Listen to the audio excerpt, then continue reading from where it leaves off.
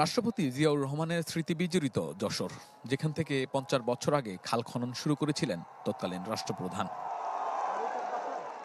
বাবার হাতে খনন করা সেই উলসি খালের পুনর্খননের উদ্বোধন করতে সকাল 11:30টায় যশোরের শার্শায় আসেন প্রধানমন্ত্রী।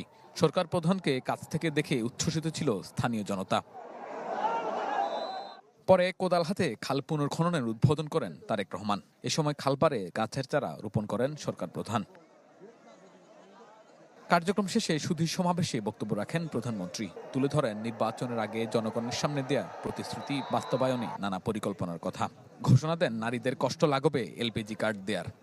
আমরা সেই স্বাক্ষরিত জুলাই সনদের প্রত্যেকটি লাইন, প্রত্যেকটি শব্দ ইনশাল্লাহ পর্যায়ক্রমিকভাবে এই সরকার বাস্তবায়ন করবে। আরেকটি কার্ড দিতে যাই, সেটি হবে এলপিজি কার্ড, এলপিজি গ্যাস। এটি আমরা মা বোনদেরকে পৌঁছে দিব।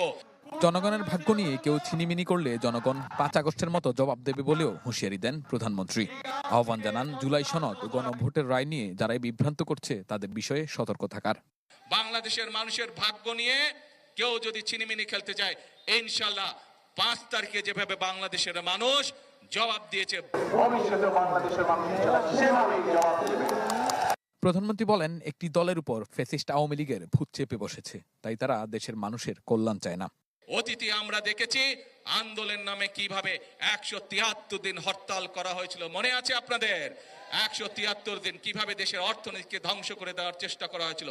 প্রিয় ভাই বোনেরা, এখনো আবার সেই ভূত আরেকজনের কাঁধে গিয়ে আসর করেছে। আপনাদেরকে এই ব্যাপারে প্রিয় ভাই বোনেরা সতর্ক থাকতে হবে।